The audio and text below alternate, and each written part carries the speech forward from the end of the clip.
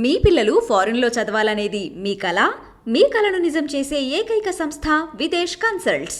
నమస్తే, welcome to I dream. మనతో పాటు ఉన్నారు ఫెడికస్ హోమియోపతి నుంచి డాక్టర్ భరద్వాజ్ గారు. ఈరోజు వారితో మాట్లాడి ఈ జనరేషన్లో చాలామంది పిల్లలు పెరుగుదల అన్నది నిలిచిపోవడం వల్ల తీవ్ర నిరాశకు లోనవుతూ ఉంటారు. తల్లిదండ్రులు కూడా మా పిల్లలు ఎందుకు ఎత్తు పెరగడం లేదు, దీనికి ఏంటి కారణాలు అనేసి ఆలోచనిస్తూ ఉంటారు. అయితే దీనికి కారణాలు ఏంటి, ఎత్తు పెరగాలి అంటే ఏం చేయాలి, హోమియోపతిలో దీనికి ఎలాంటి ట్రీట్మెంట్ ఉంది, దీని గురించి సార్ అడిగి తెలుసుకుందాం. నమస్తే సార్. నమస్తే అండి. సార్, ఇది కామన్ అయిపోయింది ఈ మధ్య. ఒకప్పుడు పిల్లలు వెళ్తూ ఉంటే ఇంత హైట్ ఉన్నారు అని అనిపించేది, బట్ ఇప్పుడు చాలా మంది పిల్లలు చూస్తూ ఉంటే హైట్ తక్కువగా, స్థూలకాయంతో బాధపడుతూ ఇలా ఉంటారు. అసలు ఈ ఎత్తు పెరగకపోవడానికి కారణాలు ఏంటంటారు? రైట్. సో మేము రెగ్యులర్గా చూస్తున్నామండి కేసెస్. సో నిన్న కూడా ఒక కేసు వచ్చింది, మా పిల్లవాడు హైట్ పెరగట్లేదు అని. సో మనం ఫస్ట్ రీజన్స్ తెలుసుకుందాం. అసలు హైట్ ఎందుకు పెరగరు. సో హైట్ పెరగాలి అంటే రెండే ఫ్యాక్టర్స్ అనమాట.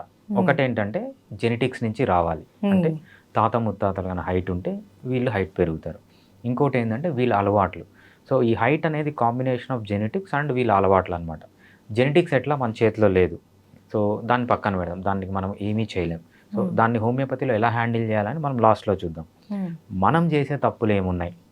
సో ఏదన్నా హైట్ పెరగాలి అంటే మన బాడీకి ఏ పని ఉంటే ఆ పనికి అగెన్స్ట్గా బాడీ పెరుగుతుంది అనమాట. ఫర్ ఎగ్జాంపుల్ మీరు ఏం చేస్తారంటే బాగా కూర్చున్నారు, సరిగా నిద్రపోవట్లేదు, ఫుల్గా తింటున్నారు, ఎక్సర్సైజ్ చేయట్లేదు, బాగా స్ట్రెస్ పెట్టుకున్నారు. దీనికి ఏంటి, బాడీకి ఏమీ అవసరం లేదు. అన్ని బాడీకి పొద్దున ఒకసారి, మధ్యాహ్నం ఒకసారి, సాయంత్రం మధ్యలో బాడీకి ఫుడ్ పెడుతున్నారు. అది పెరగాల్సిన అవసరం ఏముంది దానికి? మన పాతకాలంలో అడవిలో ఉన్నప్పుడు ఎలా ఉండేదంటే మనకు రోజు ఫుడ్ దొరికేది కాదు. రోజు ఫుడ్ దొరికేది కాకపోతే ఏంటంటే వీడు హంటింగ్కి వెళ్ళాలి, అక్కడ ఎగరాలి, కొట్టాలి, పరిగెత్తాలి, స్విమ్మింగ్ చేయాలి, పులి వస్తే తప్పించుకోవాలి. దీనికి బలం అవసరం, హైట్ అవసరం. అప్పుడు మన బాడీలోంచి హార్మోన్స్ ఎలా తయారవుతాయంటే నెగిటివ్ ఫీడ్బ్యాక్ మెకానిజం అంటాం అనమాట దీన్ని. ఏంటి, మన హైపోథాలమస్ అని ఒక పార్ట్ ఉంటుంది. హైపోథాలమస్కి మనం ఫీడ్బ్యాక్ వెళ్తే, అరే వీడు డేంజర్లో ఉన్నాడు, వీడిని పొడుగు చేస్తే వీడు సర్వైవ్ అవుతాడు, లేకపోతే వీడిని సన్నగా చెయ్యి, వీడి మజిల్స్ స్ట్రాంగ్ చెయ్యి అని మన బాడీకి ఏం కావాలో అది మన బాడీ తయారు చేసుకుంటుంది. అది అవసరం లేనప్పుడు తయారు చేసుకోదన్నమాట. నువ్వు అన్నీ తెచ్చి నువ్వు కూర్చున్న దగ్గరే తిని పడుకొని నిద్ర లేకుండా ఉంటే బాడీకి అన్ని దగ్గరికి వస్తున్నాయి. అది పెరగాల్సిన అవసరం ఏముంది, అది గట్టిగా చేసుకోవాల్సిన అవసరం ఏముంది, ఏం లేదు కదా. సో మనం ఎంత బాడీని కష్టపెడితే అది అంత బాగా రియాక్ట్ అవుతుంది అనమాట. సో ఇది మెయిన్గా మనం ఏంటంటే 3 అలవాట్లు. ఒకటి ఫుడ్, హై కార్బోహైడ్రేట్ ఫుడ్ తీసుకుంటున్నాం. ఈ హై కార్బోహైడ్రేట్ ఫుడ్ తీసుకోవడం వల్ల ఏమవుతుందంటే ఒబేసిటీలు రావడం, హైట్ పెరగకపోవడం. ఇంకోటి ఏంటంటే ఎక్సర్సైజ్ లేదు కాబట్టి బాడీకి కూడా నెగిటివ్ ఫీడ్బ్యాక్ మెకానిజం వెళ్ళట్లేదు. సో ఎక్సర్సైజ్ లేదు కాబట్టి పెరగదు. నెక్స్ట్ నిద్ర సరిగా పోరు, రాత్రంతా మేల్కొని ఉంటారు. సో నిద్ర పోకపోతే ఏమవుతుందంటే lot of bad hormones release అవుతాయి. కార్టిజాల్, అడ్రినలిన్ అని రిలీజ్ అయ్యి అది కూడా హైట్ పెరగకుండా, గ్రోత్ హార్మోన్ అసలు సింథసిసే కాదనమాట. ఇంకోటి ఏంటంటే స్ట్రెస్ పెట్టుకుంటారు. బాగా స్ట్రెస్లో ఉన్నప్పుడు కూడా గ్రోత్ హార్మోన్ రిలీజ్ కాకుండా హైట్ పెరగరనమాట. సో ఇవి రీజన్స్.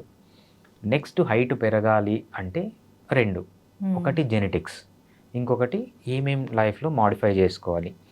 జెనెటిక్స్కి వచ్చేటప్పటికి ఏంటంటే హ్యూమన్ బీయింగ్లో ఇప్పుడు మోడర్న్ జెనెటిక్స్లో లేటెస్ట్ కాన్సెప్ట్ జెనెటిక్స్లో ఏంటంటే ఎపిజెనెటిక్స్ అంటారనమాట. ఈ ఎపిజెనెటిక్స్ అంటే మీనింగ్ ఏంటంటే, ఫర్ ఎగ్జాంపుల్ ఈ ఎపిజెనెటిక్స్ ఏం చెప్తుందంటే మీలో 100 జీన్స్ ఉంటే దాంట్లో 2% ఆఫ్ ది జీన్సే ఎక్స్ప్రెస్ అవుతుంది అంటుంది అనమాట. అంటే మీలో నాలో ప్రపంచంలో ఎవరిని తీసుకున్నా వాళ్ళలో 100 జీన్స్లో 2% ఎక్స్ప్రెస్ అవుతుంది. ఇంకా 98% అనేవి జీన్స్ ఎక్స్ప్రెస్ కావట్లేదు, లోపల అలానే ఉండిపోతున్నాయి. దాని మీనింగ్ ఏంటంటే మీరు నేను ఎవరిని తీసుకున్నా కూడా వీఆర్ 2% ఆఫ్ అవర్ జెనెటిక్స్ అంతే. ఇంకా 98% మనం ఎక్స్ప్రెస్ కావట్లేదు. ఈ ఎపిజెనెటిక్స్ ఏం చెప్తుందంటే మనకు కావాల్సినప్పుడు కొన్ని జీన్స్ యాక్టివేట్ చేసుకోవచ్చు, కొన్ని జీన్స్ డీయాక్టివేట్ చేసుకోవచ్చు. సో ఈ జీన్స్ని యాక్టివేట్ చేసే శక్తి, డీయాక్టివేట్ చేసే శక్తి కొంతవరకు హోమియోపతి మెడిసిన్స్కి ఉంది. సో మనకు హోమియోపతిలో స్పెసిఫిక్ మెడిసిన్స్ ఉన్నాయి. ఆ స్పెసిఫిక్ మెడిసిన్స్ ఇస్తే కొన్ని జీన్స్ని యాక్టివేట్ చేసే శక్తి ఆ మెడిసిన్స్కి ఉన్నాయి, కొన్నిటిని డీయాక్టివేట్ చేసే, అంటే హైట్ పెరగాల్సిన జీన్స్ని యాక్టివేట్ చేయొచ్చు, ఏ జీన్స్ అయితే హైట్ని అడ్డుకుంటున్నాయో. తగ్గిస్తాయో దానిని మాస్క్ చేయొచ్చు అనమాట. అటువంటి శక్తి హోమియోపతి మెడిసిన్స్కి ఉందన్నమాట. ఇది హోమియోపతి ట్రీట్మెంట్ ద్వారా జెనెటిక్స్లో కూడా వస్తే మనం కొంతవరకు జెనెటిక్స్ కూడా హ్యాండిల్ చేసుకోవచ్చు. నెక్స్ట్ ఏంటంటే ఏదన్నా మెటబాలిక్ ప్రాబ్లమ్స్ ఉన్నా, ఎందుకు వీడికి ఇన్సులిన్ రెసిస్టెన్స్ ఉంది, హోమియోపతిలో హ్యాండిల్ చేసుకోవచ్చు. ఇన్సులిన్ రెసిస్టెన్స్ తగ్గించడానికి మెడిసిన్స్ ఉన్నాయి. థైరాయిడ్ ప్రాబ్లం ఉంది, లేకపోతే ఏ హార్మోనల్ ప్రాబ్లం ఉన్నా హోమియోపతిలో ట్రీట్మెంట్ తీసుకోవచ్చు అనమాట. ఆన్ టాప్ ఆఫ్ ఇట్ వీళ్ళు చేయాల్సింది ఏంటంటే ఫస్ట్ డైట్ లో కార్బోహైడ్రేట్ ఫుడ్ తీసుకోవాలి. లో కార్బోహైడ్రేట్ ఫుడ్ తీసుకొని ఫాస్టింగ్ చేయాలి. ఇంటర్మీడియట్ ఫాస్టింగ్ అంటారు కదా. ఇంటర్మీడియట్ ఫాస్టింగ్ చేస్తే ఏమవుతుందంటే మన బ్రెయిన్కి సిగ్నల్ వెళ్తుంది, వీడికి ఫుడ్ లేదు, వీడు ఫుడ్ లేక ఇప్పుడు చనిపోతాడు కాబట్టి వీడికి మంచి గ్రోత్ హార్మోన్ ఇవ్వు, మంచి ఎనర్జీ ఇవ్వు, వీడు అడవిలోకి పోయి హంట్ చేసుకొని వచ్చి ఏమైనా తినగలడు. సో అప్పుడు మంచి గ్రోత్ హార్మోన్ ఇస్తుంది. ఇప్పుడు గ్రోత్ హార్మోన్ రిలీజ్ అయినప్పుడు మంచిగా మజిల్స్ గట్టిగా అవుతాయి, బోన్స్ గట్టిగా అవుతాయి, బోన్స్ పొడుగు పెరుగుతాయి అన్నమాట. సో బేసిక్గా ఏంటంటే అవసరము ఆర్టిఫిషియల్గా మనం క్రియేట్ చేయగలగాలి. ఎలా క్రియేట్ చేస్తాం? మన పాత ఎన్వైరన్మెంట్లోకి ఎలా అయ్యేదో అదే ఎన్వైరన్మెంట్ని మనం క్రియేట్ చేయాలి. ఎలా? ఫాస్టింగ్ ద్వారా. మీరు ఎప్పుడైతే ఫాస్టింగ్ చేస్తారో గ్రోత్ హార్మోన్ రిలీజ్ అవుతుంది. ఇది ఒకటి. నెక్స్ట్ ఏంటంటే ఎక్సర్సైజ్. ఎటువంటి ఎక్సర్సైజెస్ చేయాలి హైట్ పెరగాలంటే అంటే ఇంపాక్ట్ ఎక్సర్సైజెస్ అంటారు. ఇంపాక్ట్ ఎక్సర్సైజెస్ అంటే ఏంటంటే ఎగరడము, గుద్దడము, మెయిన్గా jumping exercises, kicking exercises, punching exercises అంటారనమాట. ఇవి దేంట్లో ఉంటాయి? మామూలుగా కరాటీలో ఉంటాయి. కరాటీలో కూడా మళ్ళీ అంటే మార్షల్ ఆర్ట్స్లో ఉంటాయి. మార్షల్ ఆర్ట్స్లో కూడా different varieties of martial arts ఉంటాయి. బెస్ట్ మార్షల్ ఆర్ట్ మనకు హైట్ పెరగడానికి ఏంటంటే టైకాండో అంటాం అనమాట. ఈ టైకాండోలో జంపింగ్, కిక్కింగ్, పంచింగ్ చాలా ఎక్కువగా ఉంటాయి. సో ఇంపాక్ట్ ఎక్సర్సైజెస్ కన్నా మీరు చేస్తే బాడీకి ఫీడ్బ్యాక్ వెళ్తుంది, అరే వీడు ఎగురుతున్నాడు, జంప్ చేస్తున్నాడు, సో అని మీ హైపోథాలమస్ నుంచి సిగ్నల్ వస్తుంది. సో వీడికి నీ హెల్ప్ అవసరం, సో వీడి బోన్స్ గట్టిగా చేయి, వీడిని బాగా హైట్ చేయి, లేకపోతే వీడు సర్వైవ్ కాలేడు అని వెళ్ళి మన బాడీ అప్పుడు సర్వైవల్ కోసం ఏమవుతుందంటే దాని హైట్ని, మజిల్ని పెంచుకుంటుంది. ఇది ఎక్సర్సైజ్ కోసం. నెక్స్ట్ నిద్ర అనేది చాలా ఇంపార్టెంట్. నిద్రలో మనకు 2 సైకిల్స్ అనమాట. నిద్ర అనేది మనం రాత్రి ఒకసారి పడుకొని పొద్దున్నే లేయము. ఎవ్రీ 90 minutes ఒక సైకిల్ అంటాం అనమాట, స్లీప్ సైకిల్ అంటాం. ఈ స్లీప్ సైకిల్లో 90 minutes సైకిల్లో మళ్ళీ 2 parts ఉంటాయి. ఒకటి నాన్ రెమ్ స్లీప్ అంటాము, సెకండ్ పార్ట్ రెమ్ స్లీప్ అంటాం అనమాట. ఈ మెయిన్గా గ్రోత్ హార్మోన్ ఎప్పుడు రిలీజ్ అవుతుందంటే ఈ రెమ్ స్లీప్లో రిలీజ్ అవుతుంది. Rapid eye movement first part of the సైకిల్లో రిలీజ్ అవుతుంది అన్నట్టు. అంటే మీరు బాగా నిద్రపోతే బాగా గ్రోత్ హార్మోన్ రిలీజ్ అవుతుంది, బాగా పొడవు పెరుగుతారనమాట. సో నిద్ర అనేది కూడా చాలా ఇంపార్టెంట్. థర్డ్ వచ్చి స్ట్రెస్ ఫ్రీ లైఫ్లో ఉండడం. ఎప్పుడైతే మీరు స్ట్రెస్ ఉంటుందో కార్టిజాల్ రిలీజ్ అవుతుంది, అడ్రినలిన్ రిలీజ్ అవుతుంది. ఈ 2 రిలీజ్ కావడం వల్ల ఏమవుతుందంటే ఫ్యాట్ డిపాజిషన్ అవుతుంది, హార్మోన్స్ సరిగా పనిచేయవు, గ్రోత్ హార్మోన్ అసలు రిలీజ్ కాదు స్ట్రెస్లో ఉంటే. సో స్ట్రెస్ తగ్గించుకోవాలి, మంచిగా ఎక్సర్సైజ్ చేయాలి, ఇంపాక్ట్ ఎక్సర్సైజెస్ చేయాలి, లో కార్బోహైడ్రేట్ ఫుడ్ తీసుకోవాలి, ఇంటర్మీడియట్ ఫాస్టింగ్ చేయాలి, బాగా నిద్రపోవాలి. దాంతోపాటు ఏమైనా అలవాట్లు ఉంటే అన్ని అలవాట్లు మానుకుంటే, సిగరెట్ కానీ మందు కానీ అంటే ఆ చిన్నపిల్లలకు ఉండవు. సో ఒకవేళ ఏమన్నా ఉంటే అట్లాంటి ఏమైనా చిన్న ఏజ్లో ఉంటే అవి మానుకుంటే ఏమవుతుందంటే వీళ్ళు మంచిగా హైట్ పెరుగుతారు. సో దీంతో పాటు మీకు ఏమన్నా మెటబాలిక్ డిస్టర్బెన్సెస్ ఉన్న, పాత్వేస్లో బ్లాక్ ఉన్న హోమియోపతి మెడిసిన్స్ వాడండి. హోమియోపతి మెడిసిన్స్ నేను ఏదైతే చెప్పానో మీకు ఈ ఫాస్టింగ్ స్టేట్లోకి వెళ్ళడానికి, నిద్ర సరిగా రావడానికి, ఎక్సర్సైజ్ బాగా చేయడానికి, స్ట్రెస్ తగ్గించుకోవడానికి కూడా హోమియోపతి మందులు బాగా యూజ్ అవుతాయి.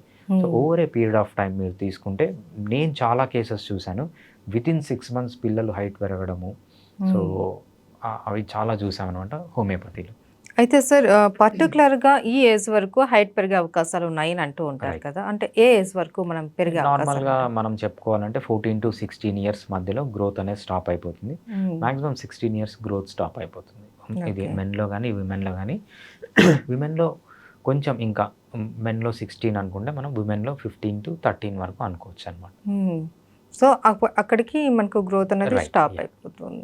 సో ఆ లోపల పిల్లలు తగిన ఎక్సర్సైజెస్ చేయడం కానీ, లేకపోతే సరైన ఫుడ్, ప్రాపర్ స్లీప్ ఇవన్నీ చేస్తూ కూడా మంచి హోమియో మెడిసిన్ తీసుకుంటే హైట్ అనేది పెరగడానికి అవకాశాలు ఉంటాయి. ఇంకో పాయింట్ ఏంటంటే హోమియో మెడిసిన్ ఎందుకు తీసుకోవాలంటే హోమియో మెడిసిన్లో మీరు సైడ్ ఎఫెక్ట్స్ అనేవి ఉండవు అనమాట. సో మీరు హైట్ తీసుకున్న not even single side effect. For example allopathy medicines తీసుకోండి. ఫర్ ఎగ్జాంపుల్ బెస్ట్ కేస్ అంటే సచిన్ టెండూల్కర్. సచిన్ టెండూల్కర్ హైట్ ఎంత? 5'3". 5. వాళ్ళ కొడుకు చూడండి ఎంత హైట్ ఉన్నాడు. సో వాళ్ళ మోస్ట్లీ నేను అనుకోవడం ఏంటంటే గ్రోత్ హార్మోన్స్ తీసుకుండొచ్చు. సో గ్రోత్ హార్మోన్స్ అనేవి ఆర్టిఫిషియల్గా హార్మోన్స్ తీసుకుండొచ్చు. అటువంటివి తీసుకుంటే ఏమవుతుందంటే అలోపతి ట్రీట్మెంట్ తీసుకుంటే చాలా సైడ్ ఎఫెక్ట్స్ వస్తాయి. క్యాన్సర్ రావచ్చు, వేరే దగ్గర ట్యూమర్స్ రావచ్చు. So comparatively homeopathy is Best. Best for increasing height Right. Without side effects. Okay, thank you so much sir. Thanks అండి.